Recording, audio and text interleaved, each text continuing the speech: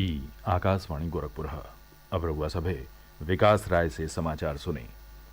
प्रधानमंत्री नरेंद्र मोदी कहले हवे कि उत्तर प्रदेश का पहचान बदल रही हो और राज्य हर क्षेत्र में विकास कई रहल हो।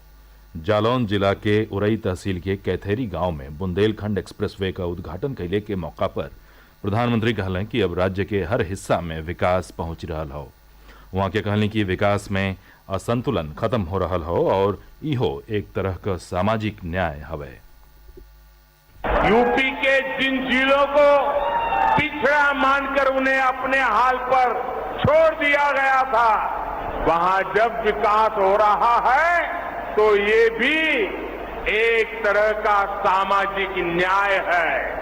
गांव गांव को सड़कों से जोड़ने के लिए तेजी से काम करना, घर घर तक रसोई गैस का कनेक्शन पहुंचाना, गरीब को पक्के घर की सुविधा देना, घर घर में शौचालय बनाना, ये सारे काम भी सामाजिक न्याय को ही मजबूत करने वाले कदम है।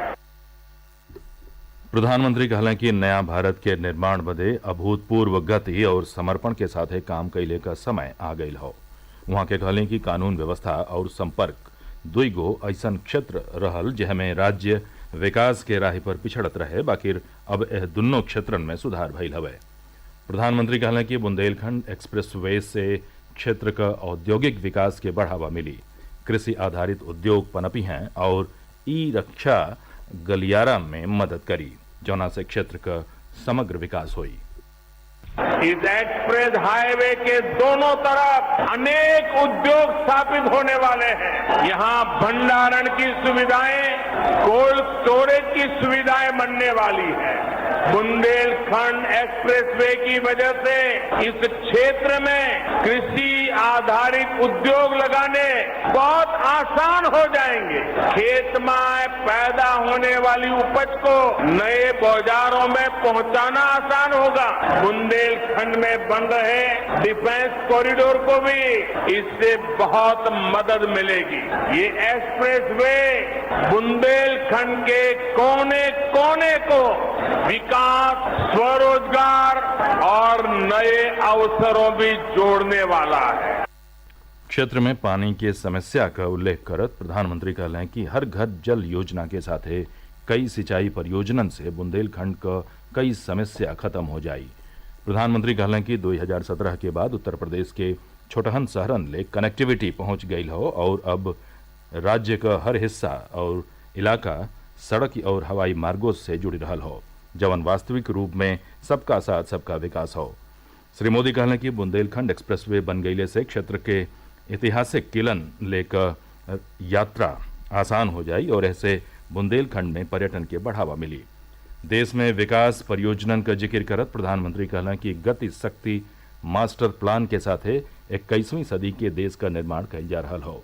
प्रधानमंत्री लोग इनसे आज़ादी का अमृत महोत्सव मनावे और देश के स्वतंत्रता संग्राम के नायकन के याद कैले का आग्रह कैलें। मुख्यमंत्री योगी आदित्यनाथ यह मौका पर कहलें कि यह एक्सप्रेस वे से रक्षा गलियारा के झांसी और चित्रकूट नोड का स्थापना में मदद मिली। वहां के कहलें कि बुंदेलखंड क्षेत्र का गावन के घरौनी के पूरा कैले में जालौन जिला पहला जगह पर हो।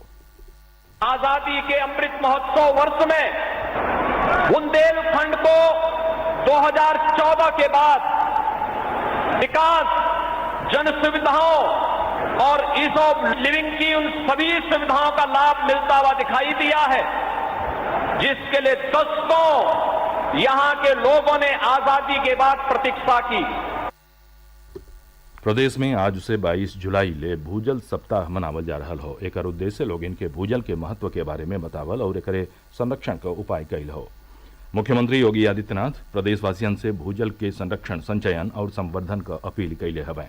जल शक्ति मंत्री स्वतंत्र देव सिंह कहलें कि ढेर दोहन के नाते भूजल का उपलब्धता कम होत जा रहा हो। वहां के कहलें कि आज़ादी का 75 बरिस पूरा भइले के उपलक्ष्य में हर लोकसभा क्षेत्र में 75 अमृत सरोवर बनावल जाई, जैसे भूजल के संवर्धन में मदद मिली। वह आजमगढ़ में जिलाधिकारी विशाल भारद्वाज भूजल संरक्षण अभियान का शुभारंभ कैलें। मौसम विभाग मंगल से राज्य के करीब सज्जो जगहिन पर बरखा भइले का आगम जतौले हो। आज से अगला 2 दिन ले प्रदेश का पूर्वी और पश्चिमी भाग के कुछ जगहिन पर छिटपुट बरखा बैले का उम्मीद हो। गोरखपुर के सज्जो विकास खंड में 18 जुलाई से 28 जुलाई ले दिव्यांग लोग इनका यूनिक आईडी कार्ड बनावल जाई। एकरे बदे हर विकास खंड में अलग अलग दिन में विशेष शिविर का आयोजन हुई। जिला का दिव्यांग जन सशक्तिकरण अधिकारी बतौलें कि दिव्यांग लोग इनके अपन पेंशन पावे बदे यूनिक आईडी कार्ड बनवावल अनिवार्य हुई। समाचार पूरा भइल। नमस्कार।